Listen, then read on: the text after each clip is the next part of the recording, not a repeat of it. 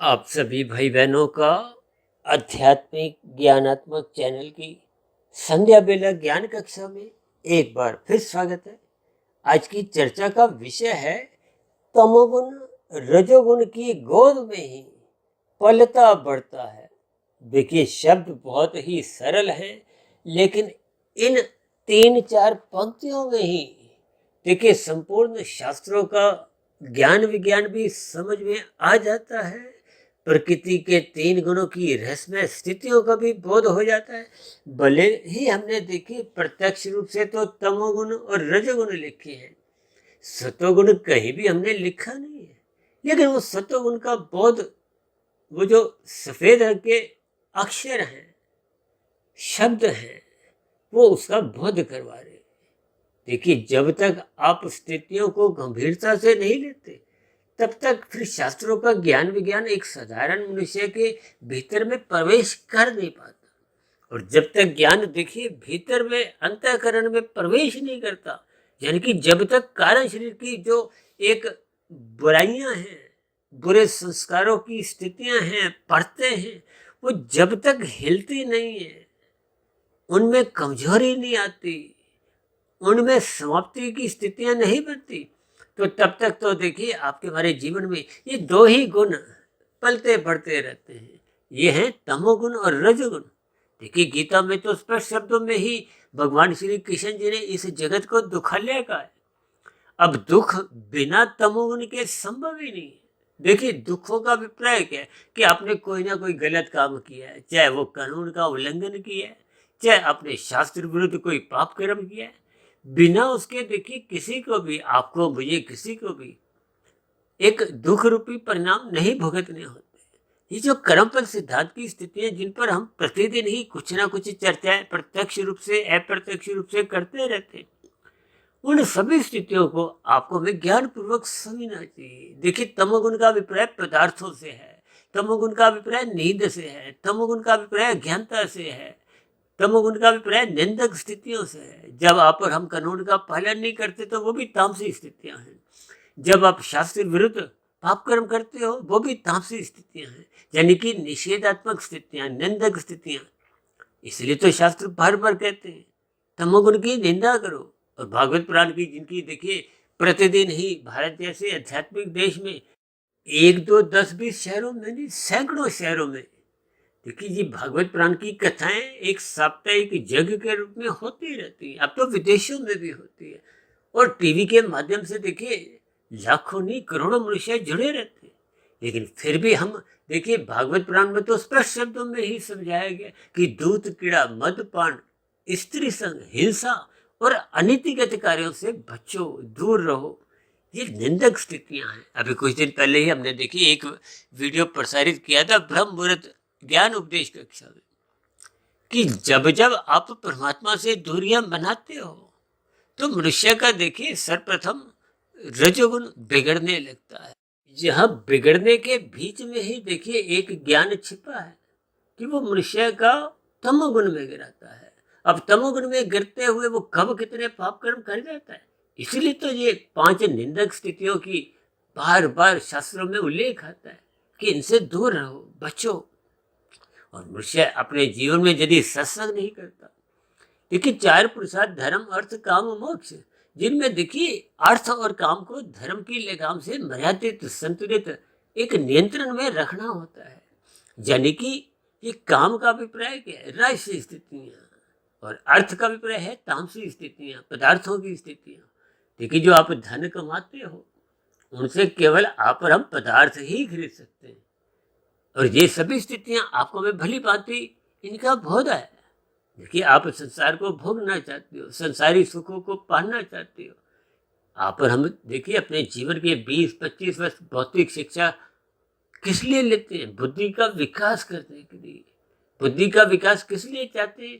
कि आप अधिक से अधिक धन कमाओ। अधिक से अधिक धन कमाने का अभिप्राय अधिक से अधिक आप संसारी सुखों को खरीद सको। ये बहुत ही सरल स्थितियां हैं, लेकिन इन सभी स्थितियों को जब तक आप और हम प्रकृति के 3 गुणों की रहस्यमय स्थितियों से नहीं जोड़ते, हम तो बार बार कहते हैं धर्म की 4 दीवारी इतनी ऊंची बनाओ, इतनी मजबूत बनाओ कि ये अर्थ और काम उस दीवार का उल्लंघन कर ना सके। हम बार बार कहते हैं ना, लाल बत्ती पे रुको, केवल हरी बत्ती पे चलो। हरी बत्ती पे चलना आपका हमारा एक अधिकार है। ठीक इसी तरह लाल बत्ती पे आपके रुकने से ही दूसरों की हरी बत्ती का वो अपने अधिकार का लाभ उठा सकते हैं। और यदि आप बीच में विघ्न उत्पन्न करते हो, दूसरों का हिस्सा खाते हो, यानी कि दूसरों की हरी बत्ती खाते हो, तो जैसे आपका हमारा चलान करता है, ठीक इसी तरह प्रकृति में भी देखिए कर्म फल सिद्धांत के अंतर्गत आपके हमारे विभिन्न प्रकार के चलान कटते रहते हैं। चलान कटने का अभिप्राय आपका हमारा कर्माशय बिगड़ता है, बिगड़ा हुआ कर्माशय फिर प्रतिकूल परिस्थितियां लाता हुआ आपको में दुख देता है। इन स्थितियों को ही आपको भी ज्ञानपूर्वक समझना चाहिए। इसलिए आज हमने देखिए तमोगुण को रजोगुण की गोद में ही पलता बढ़ता दिखाया है।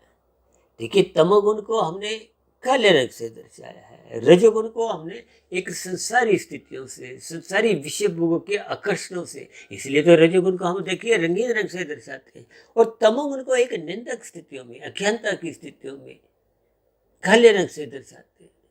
इन सभी स्थितियों को आगे हमने क्या लिखा है, गोद में ही पलता बढ़ता है। यानी कि ये रजोगुण की गोद में, ये आपको गोद में ही, ये शब्द आपको ज्ञान दे रहे हैं कि ये रजोगुण जब जब बिगड़ेगा, ये ज्ञान आपको सत्वगुण में रहते हुए मिलता है। सत्वगुण में रहने का मतलब क्या है, सत्संग करने से। सत्संग का अभिप्राय है गुरु के प्रवचनों को सुनने से। सत्संग का अभिप्राय है शास्त्रों का स्वाध्याय करने से। सत्संग का अभिप्राय है ब्रह्म मुहूर्त में उठने से। वो सत्वगुण की एक शुद्धतम स्थिति। और यदि आप और हम देखिए सत्वगुण का संग नहीं करते और रजोगुण का ही भरपूर संग करते हैं, जिसके फलस्वरूप आपके हमारी कामनाएं बिगड़ने लगती हैं। आज 24/7 की स्थितियां जो आपके हमारे घरों में निरंतर आपको में बघाती है, नचाती है, पापकर्म करने को भत्ते कर देती है, उन स्थितियों को आप और हम चिंतन में नहीं लेते। इसीलिए तो हम देखिए ये पलता शब्द को एक राशि स्थिति से दर्शाया है और बढ़ता शब्द को एक तामसी स्थिति से। यानी कि जब जब आपका हमारा रजोगुण बिगड़ता है तो रजोगुण के भीतर ही ये तमोगुण विकसित होना आरंभ हो जाता है, क्योंकि तमोगुण अज्ञानता की स्थिति है, अंधकार में स्थिति है, और सत्वगुण ज्ञान का प्रतीक है। कभी भी सूर्य के प्रकाश के सामने अंधकार जाने की हिम्मत कर ही नहीं सकता। देखिए ये एक दार्शनिक स्थिति है। ठीक इसी तरह तमोगुण सत्वगुण का सामना कर नहीं सकता, इसीलिए ये तमोगुण रजोगुण के भीतर ही छिपा रहता है, रजोगुण की ओट में ही रहता है। उसी ओट को ही देखिए आप गोद समझो। यानी कि ये पलता बढ़ता कहाँ है, ये रजोगुण के यहाँ ही पलता है, और जब ये बड़ा हो जाता है तो फिर ये प्रत्यक्ष रूप से रजोगुण के बाहर आता हुआ अपना नाच नचाता है। देखिए जी बहुत ही सरल स्थितियों को मैंने आज की वीडियो के नाम के अंतर्गत ही रंगों की कुछ स्थितियां इस हिसाब से परमात्मा की प्रेरणा से, गुरुओं के आशीर्वाद से दिखाई है, ताकि बात सरल तरीके से आपको भी समझ में आ जाए। तभी तो शास्त्र बार बार कहते हैं तमोगुण की तो निंदा करो और रजोगुण की उपेक्षा करो। उपेक्षा का मतलब ही ये है कि इसको एक मर्यादा अनुसार लो, इसका अमर्यादित संग मत करो। ये 24/7 जब विषय भोगों को आप बार बार रसपूर्वक भोगते रहते हो और रात को मौनात्मक स्थितियों में आप निरंतर जगे रहते हो, जिसके फलस्वरूप आप सत्वगुण का संग करते नहीं, ब्रह्म मुहूर्त में सोए रहते हो, तो ये सभी मिली जुली स्थितियां आपके हमारे जीवन में ये विषय भोगों की आसक्ति तो बनाती है, मौनात्मक स्थितियों में जगाती है और सत्वगुण के प्रति आपको सलाह देती है। आप ब्रह्म मुहूर्त में सोए रहते हो, जिनके फलस्वरूप फिर बार बार दिन की राशि स्थितियां आपको में बगाती है। इस सभी स्थितियों के ज्ञान विज्ञान को आपको में क्रमबद्ध तरीके से समझना चाहिए। यानी कि जब जब तमोगुण बढ़ता है, इसका पीछे का जो कारण है कि आपने हमारा रजोगुण अमर्यादित किया था। उस अमर्यादित रजोगुण में विषय भोगों की आसक्ति में ही इसका पलना आरंभ हो गया था। अब वो पलते पलते बड़ा हो गया। अब देखिए ना, बच्चा गोद में, माता की गोद में छोटा होता है तो गोद में ही बैठता है, लेटता है और भी अपनी क्रियाएं करता है।